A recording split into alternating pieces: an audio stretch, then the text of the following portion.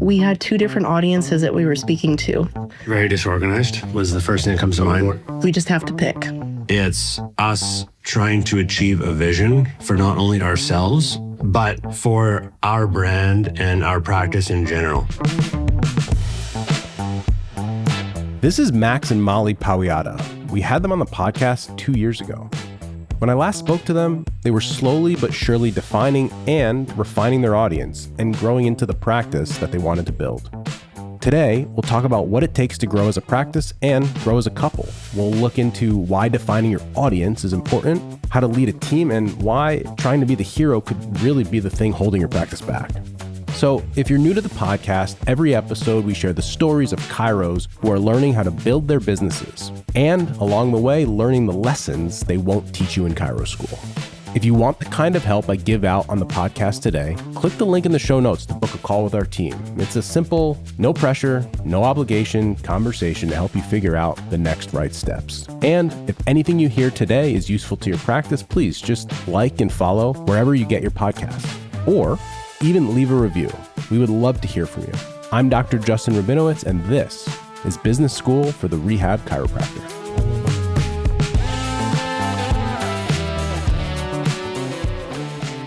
All right. So Molly, the last time we had you on, it was almost 2 years ago, and you said it wasn't until you got clear on your message and who you wanted to serve that things started to click in place. So for people that didn't hear that conversation, what was your business like at that time? Yeah, it's kind of hard to remember back because it feels like it's been forever, but we had two different audiences that we were speaking to.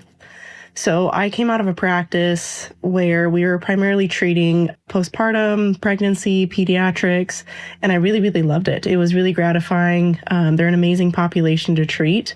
However, what he enjoyed treating was more so golfers, athletes, rotational style individuals. And so we'd have emails that went out about, pregnancy and postpartum to this list of people who were golfers. And then we'd have golf and sports and performance style email or post go out to a list of women who had no idea about golf at all. And so it started to get really, really confusing for us. And it wasn't until you literally told us we just have to pick. We just had to pick which population we enjoy treating. And since we both like working with athletes and rotational athletes and golfers, that's the avenue that we decided to go headfirst into the last, 3 years? 2 years? So this is such a common problem. A lot of practitioners have their identity tied up in treating certain patient populations. Maybe you have an athletic background, so it feels like it makes the most sense to treat athletes.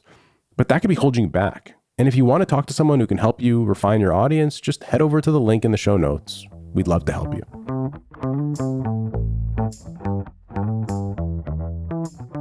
Max, from your perspective, if you go back 2 years, what do you remember the business being like at that time? Very disorganized was the first thing that comes to mind. Tell me more. We both had individual jobs, and there was definitely a lack of cohesiveness between the two with regarding what we were trying to do. And we were both really good at treating patients individually. There was no system, there was no method that we had. There was just Max and Molly individually kind of on slightly parallel pathways, but also slightly separate as well. So while we were doing, quite decent, objectively, I think from a business standpoint, we basically just had two individual jobs, and it was kind of just like a hobby.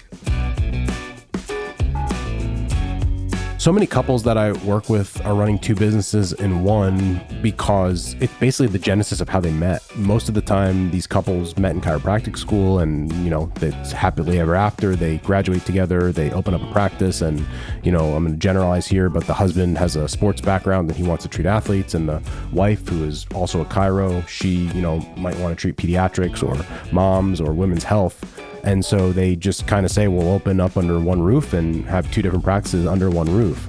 And it just slowly starts to happen.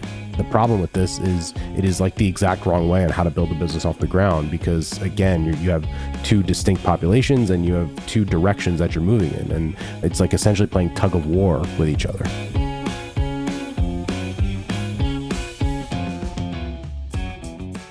Max, let me stay with you that was 2 years ago. But when you look back, when you look at the business today, what feels different now compared to then? What's changed? So the thing that's changed the most is, I'd say, our identity, and it's always changing. However, it's not just us treating patients anymore. It's us trying to achieve a vision for not only ourselves, but for our brand and our practice in general. And so at the time, we didn't have any employees or any help. It was just the two of us, and we were doing everything. And it's been a large journey of trial and error, of learning things that we were never aware of before, or never had done before, with regards to hiring, with regards to leading, managing people, and getting clear on expectations. And so the fact that we have people with us on our team now, like our team is, instead of the two of us, there's 6, which is really neat. And the growth that we've achieved over the last 2 years, while we're still treating patients, myself more than Molly, we can get into that if you like, the system of how we're building this on to not depend 100% on us, but people come to see Fortitude, not us individually. So just give the audience an idea of, besides the two of you, who else is on the team today? We have 2 marketing assistants. They are virtual, so they're mostly doing editing, copyright, any CRM management, and then building out ads for us as well. And we just hired our first associate, Dr. Travis. He's been with us for about 6 weeks now. And then we also have a preceptor with us as well. So he joined us in January. So many people on the surface would say like, wow, things must be great now. And there are many things objectively that are significantly better, but much of the business is still hard. So Molly, let me start with you. What would you say right now is still really hard in the business? It feels like a lot, because I feel like you've said this many times, but every level has a new devil, and it's very true. The most difficult thing for us right now is how we consistently speak about the vision of where we're going, how we consistently speak about our core values, our beliefs, and our standards, how we uphold those, and how we have tough conversations to uphold those, because they're tough conversations to have. And then how do you figure out how to lead all 6 of these people, myself included? We all perceive information differently, and we all respond to feedback differently, and we all prefer different styles of feedback. So growing into a leader that can individualize our verbiage to each individual, but also keep our vision moving forward, has been really difficult for me. This episode is brought to you by Jane, a practice management software and EMR built to support you in the day-to-day work of running your business. If you're a health or wellness practitioner, you already know the care you provide starts well before your patient arrives and extends far beyond the treatment room. Jane is here to support every part of that experience. With online booking, your clients can book at a time that works for them. And with features like waitlist notifications, they'll even be able to grab last-minute openings when they pop up. It's an easy way to keep your schedule full while getting your patients the care they need. During your appointment, Jane's AI-powered documentation feature can help you thoughtfully take notes so you can stay present with the person in front of you. And after appointments, you can end your time together on a healing note, not a transactional one, by charging the card on file. So guys, when Jane reached out to me to become an ambassador for them, it was a no-brainer. In my community Slack channel, we have 140 Chiros PTs, US, Canada, and all over the world. And this is like the one piece of equipment software that consistently gets a 10 out of 10 rating. They talk about it all the time. They absolutely love it. And so when Jane reached out to me to help them and be an ambassador for their brand, it was an absolute no-brainer. And I am so excited to be able to work with them. To learn more about Jane, how they can support you and your patients, head to jane.app/demo. And one last thing. If you're ready to get started with Jane, you can use my code RehabChiro1MO for a 1-month grace period on your new account. Max and Molly have a unique take on positioning their practice, and it's one I haven't heard expressed before. So from your perspective, to help the audience, when you think about that word vision and how do we communicate it or whatever that means to you, just talk through that for me. Yeah, it's totally cliche. Last time we chatted a couple of years ago, that was the biggest thing I was having trouble identifying or like to envision. And It's been always changing. However, for us, the vision is to become the first place that people think of when they have an issue with their body playing golf. The identity we've had over the last 4 years, or I guess almost 5 years now since we started, was we're the last place people find. And so moving forward, we're going to be the first place. That's really good. I've never heard anyone articulate it that way. So the fact that you guys are thinking that way is fantastic. Like you've talked about here, like the biggest takeaway a couple of years ago was getting clarity, and the big breakthrough was essentially picking an audience. So Max, for you, what would you say today feels like the biggest bottleneck in the business to achieve that vision that you now have set out? So it's me right now is the biggest bottleneck. And the reason why is because since Molly, we've had to pivot. We basically had to pivot a number of different times over the last 5 years. And the pivot we made last summer when Molly was physically no longer able to treat patients because of her knee situation, it became back to me 100%. So I was the brand. So I was doing 100% of the treating. And that has led me to become the bottleneck of us to move to the next stage. And so when we can solve that in detaching myself from being the hero in this situation, that people come to see me personally, the confidence that we have with the other docs in the office to have anyone who calls us see them will be the thing that moves us forward. Let's dive in there a little bit, because you mentioned something that we hear a ton, and I don't think anyone ever explores it more than the first layer of it. First of all, most people won't even say that they're the bottleneck, but even if they do get to that point, is it, and I want your honest, your like real thoughts here. When you say you're the bottleneck, is there an objective layer of that where it's like, right now I am the best one to treat these patients, or is it subjective in that I just want potentially to feel useful and I don't know what I would do if I stepped out, or are there other things that are attached to it? Like, what do you think the root of you being the bottleneck actually is? Probably my ego. What do you mean by that? Well, it feels good for people to call and ask for me specifically, or to want to see me and to pump my tires, because the game we've played up until now, we've kind of won. And what I mean by that is when I first started out, it was like, how do I get the practice so that Molly can join us? And it's like, check. Then it was like, how do we get our schedule full? And then check. So it's like, okay, now what? We're kind of just stuck, or we have been stuck until we've actually taken action. And so I believe that's been the bottleneck, because that's all we've ever known. And it's not until we've had breakthroughs from your guidance and from her keeping me accountable that unless something changes, unless our actions change, life's not going to look any different. So that's the practice. It's going well and they're learning to grow. But one of the other reasons I wanted to talk to Max and Molly is that being a couple in a practice has its own challenges. I've seen so many couples go into practice together and it becomes really, really difficult. I wanted to dig into just how they're able to separate the practice from their personal lives.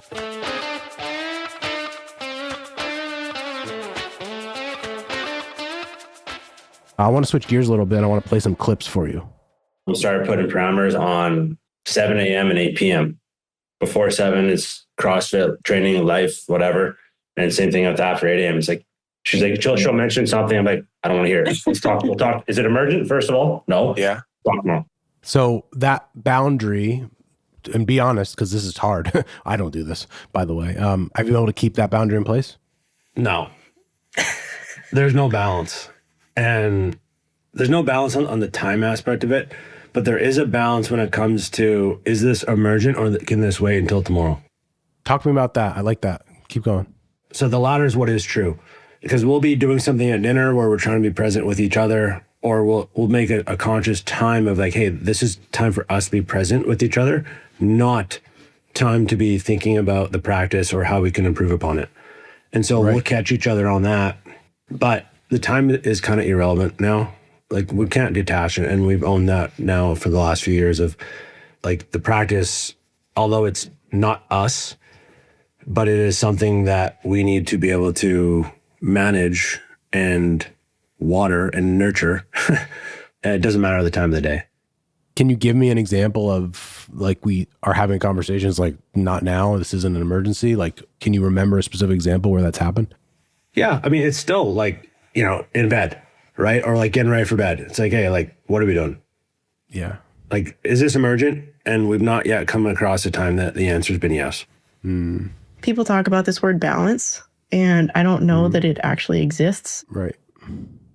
I genuinely wake up and enjoy thinking about work. So it's not only our job, but it's something that we're passionate about. And so I think it's kind of fun that we get to consistently speak about something that we're doing together and a world in which we're changing something together and we're having an impact on other people together. That I think is very, very cool. And so I don't like to shut it off. And it does shoot me in the foot sometimes because I'm the one at 9 p.m. who randomly has a thought that I want to speak out. But I don't know. I don't know if there's ever I don't even know if there's a perfect answer. It probably depends on each individual, each couple, each business, in my opinion.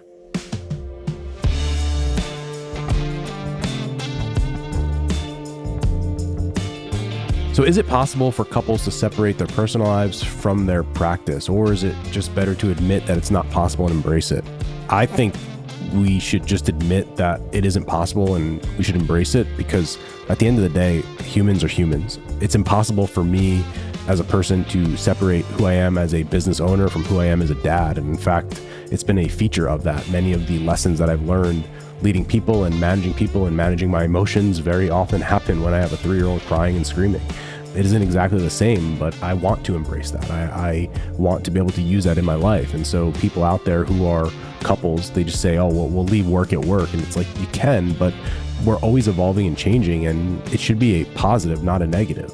Now, if it leaks over and it becomes the only topic of conversation and we never have the actual relationship, yeah, I think that's something else. But I think to deny the idea that, the business has changed us, hopefully in a positive way, and that should actually help in our relationship is, it's not realistic, and I don't even think it would be a good thing.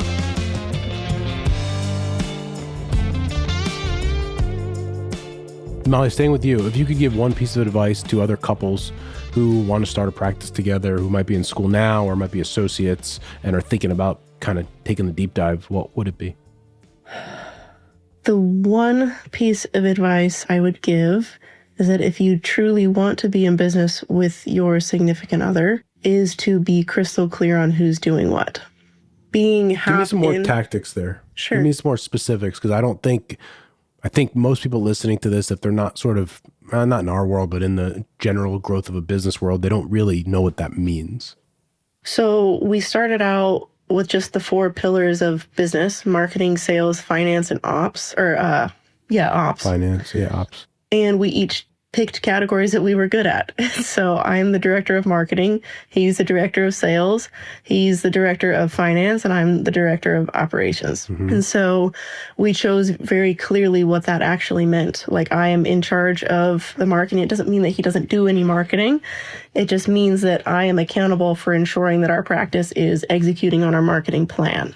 And same with him. It doesn't mean that I don't do sales and don't answer the phones or anything like that. It just means that he's responsible for, here's where we need to be, here's where we're at, here's the gap, and here's how we're going to fill that gap. Max, I want to come to you with that question. What I want to frame it, though, is most of the time it's 2 people that met in Chiro school who are both doctors. And so how would you give someone advice when they say, yeah, but we both do the same things, we have the same training?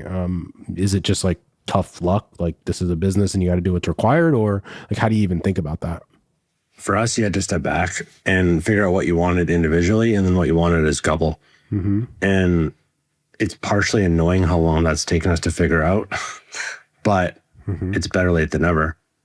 And so the fact that we're on the same page with what we're trying to achieve individually, but also as a couple, has allowed for us to align our goals so that we're pointing in the right direction together. We're pointing the same direction together. We talked about having a converging goal versus a diverging goal. Was there a time when it was very divergent? Yeah, I mean, probably for the first few years, right? It's like I was trying to achieve something. We didn't communicate to each other with like, hey, like, where are we actually going with this? What do you want personally? What do I want personally? And how do we see if there's a way where we can mold that together? Because if there's not, then that's probably not the right move to do, because at some point the car is going to crash, metaphorically speaking. If you're listening to this and you're looking to elevate your practice, just go to the link in the show notes and talk to our team. We have a massive community of people just like you who have taken their practice to the next level. So send us a message if you're interested in doing that. We have a live event coming up in early May. It's actually May 15th through 17th, so there's still time. It's called Rehab Chiro Mastermind Live, and we still have tickets available. We'll be talking about why most rehab chiros get stuck and that it's their inability to clearly communicate in their clinic. The links and the details for all of that are in the show notes. I'm Dr. Justin Rabinowitz, and this has been Business School for the Rehab Chiropractor.